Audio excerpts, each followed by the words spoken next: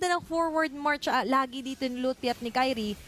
It's making it difficult for Onyx PHG. Kung sa likod, aagaw ba? Ay, nakuha! Nakuha ni King Kong yung Lord! Pero doon sa may gilid, siya ang hinahabol. Sa kabilang panig naman si Lutfi ang pinupunti rin ng mga member ng Onyx Philippines. Okay. Isuko na ba ni King Kong? Ilalaban na rin ito. Nagamit yung pressure shot para makakuha ng kahit papanong HP. Ibigay na lang nila lahat kay Kelra. Oo, kasi sa ngayon, Kirk is continuously target. Uy, sinama! Ay! Sinama! Ay!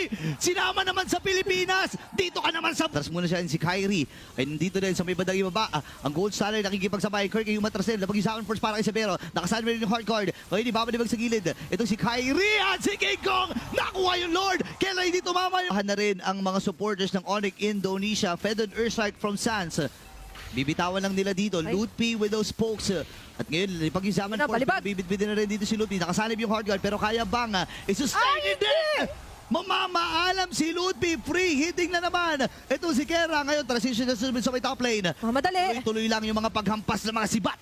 Dito ni Kera, basag lahat ng base turrets. Pwede atang tapusin ito, nag-aantay lang sila ng wave. Pag may isa pang nakuha dito sila Brusco, pwedeng-pwede. Super Friends actually still has multiple layers na pwede niyang i-deliver dito. Onyx ID onto the defense. Nilatag na Federsek! Okay, nagamit din yung Purify ni Sabero. Labag-isaman force, pero parang delikado ata ang Onyx Philippines. Ayun yung counterplay. Mula dito kay Super Prince. Saan nakakuha ng kill? Habang si Kela free hit lang naman.